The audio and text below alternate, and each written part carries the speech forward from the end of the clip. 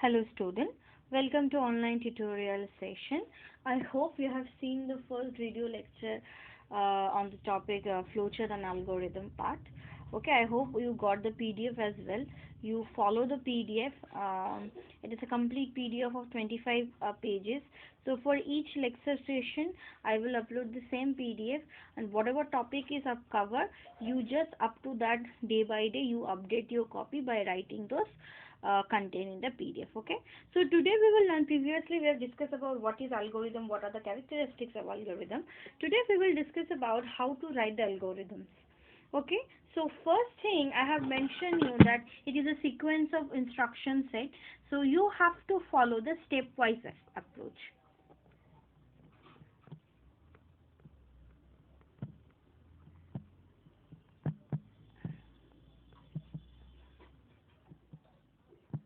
So first thing first is that we have to follow the stepwise approach.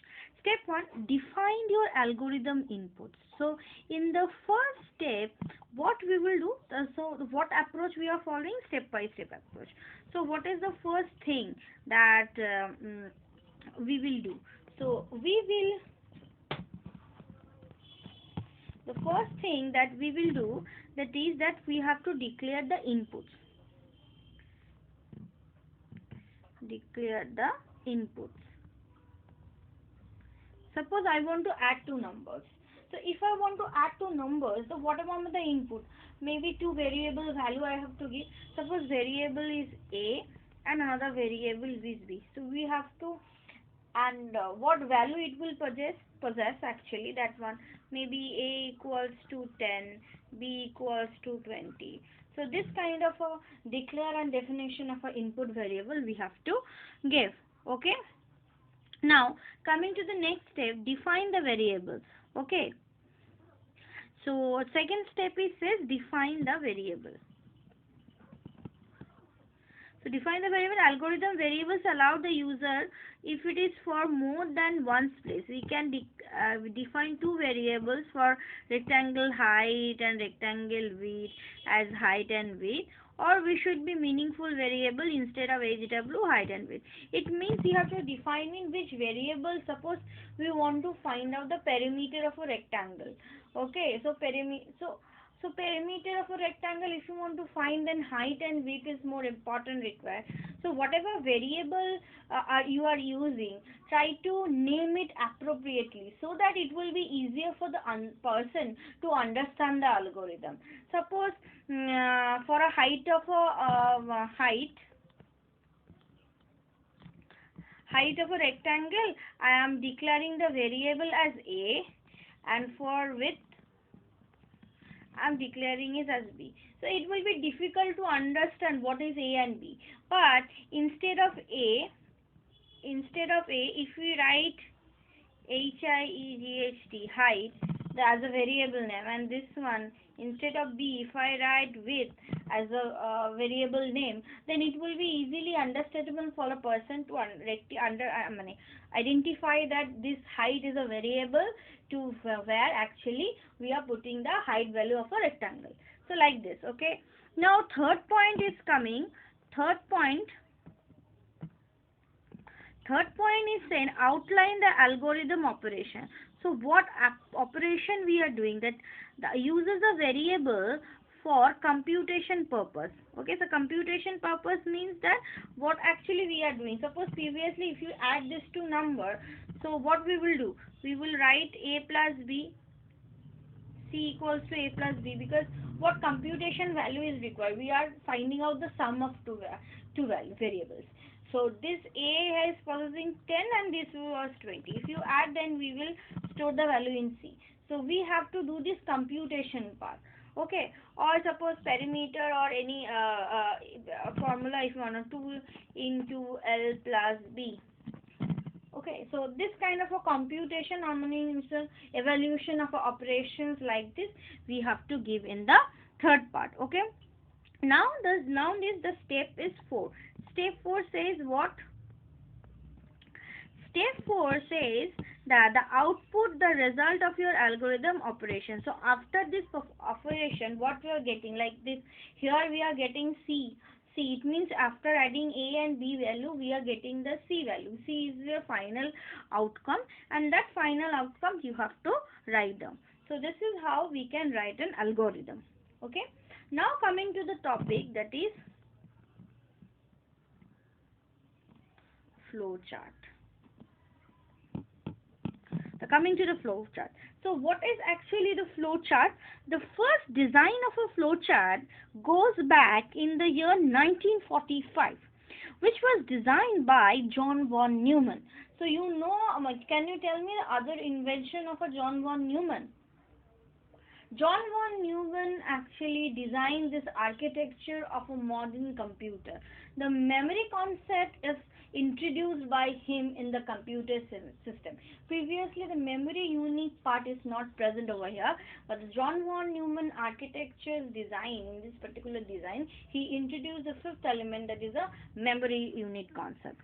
Okay, so flowchart uses actually different symbols to design the solution of a problem. Okay, it is another commonly used programming tool. But actually, when you try to build up the algorithm or when you write in the program, so if you very first time, if you draw the flowchart, so it will be easier for you to write down the code and as well as write down the algorithm also. Okay, so what are the advantages we are facing over here if you using this flowchart?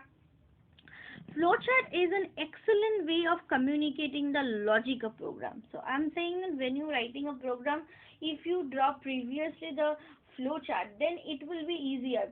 Why it is easier? Because it is a graphical representation of a program. Graphical. So graphical means we are using symbols over here. Okay, we are using different type of symbol over here. Okay, so as we are using different symbols implies different meaning. So using different symbol, it will be easier for a person to get a concept or get information about this particular programming language. Easy and efficient to analyze the program using flowchart. During the program development cycle, the flowchart plays a blueprint. Blueprint means suppose the architecture. In case of housing complex building up. What we're doing? We are doing the blueprint, which is preliminary stages sketching. You can know. So when we are developing a particular program or something, so blueprint is required. Preliminary stage, concept analysis and everything. Through the flowchart, we are doing this. So, okay, after successfully development of the program, it needs a continuous timely maintenance of the during the course of operation. The flowchart also make the program or the system maintenance easier, and it is an easy way to convert flowchart to any other problem.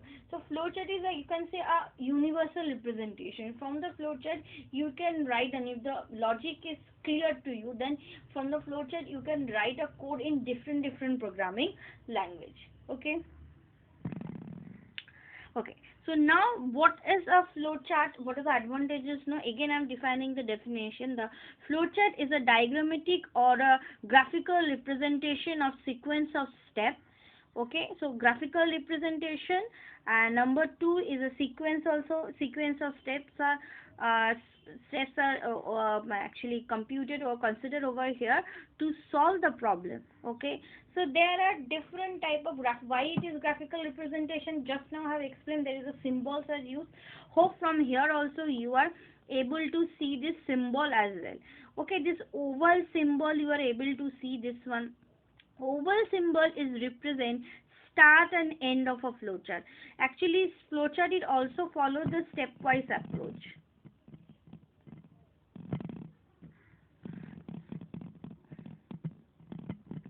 Okay, and it is follows the symbol as well. This too it is follows, so you know that very well. So right now what symbols we are it is following. Now first the symbol that is it is following, it is the oval symbol. Okay, oval one. This represents start and end of or stop of a process. Okay, this oval represents start and or end of a process. Number two, that is a parallelogram. Please bear with my drawing, maybe it is not perfect. Okay, I have some shapes, right? Parallelogram is not there.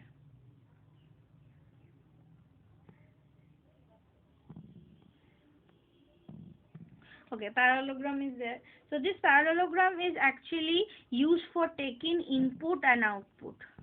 We will put input over here as well as the output. Okay, so first oval to represent start and end or stop of a process, the a flowchart, and the second number 2 is used. This parallelogram is used to take input as well as to print the output. Okay, I'm clearing these two. Now coming to the next one, very quickly, that is the rectangle one. So rectangle is used for arithmetic operation. Like this rectangle used to do arithmetic, like a plus b equals to c, or a into b equals to c, this kind of a arithmetic operation. Number 3. Number 4 is the diamond shape. Diamond shape is for condition checking. A is greater than B or not. A is less than C or not. Something, the operation, the logical operation, greater than, less than, equals to, actually for condition checking. You can write down this as a condition checking one symbol. This is what the 5th one. Okay, I'm erasing this one. Now the arrows are different arrows are there. Okay, so different arrows are denoting the flow actually. So there's a maybe upper part arrow, maybe right hand side arrow, left hand side, and downwards. These arrows are represents the data flow. Okay, from where to where data are flowing, it represents that one.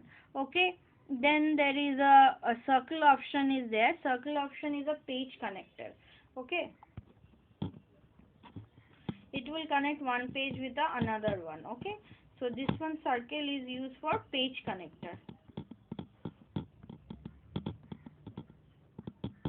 Okay, another way there is a offbeat. This structure is also used for page connector. Okay, so if a process is predefined, already defined, then this kind of a symbol is we are doing. And if we are doing this, this is a comment, which means whatever we are writing under this, it will not consider. Okay, and this kind of a symbol is known as a processor symbol. This kind of a symbol, this all these 3 of these symbols we are not generally using in the flow chart. I hope the symbols and the meaning of the symbols and what is flowchart is clear to you. Okay, so I'm ending my lecture over here. Thank you, students.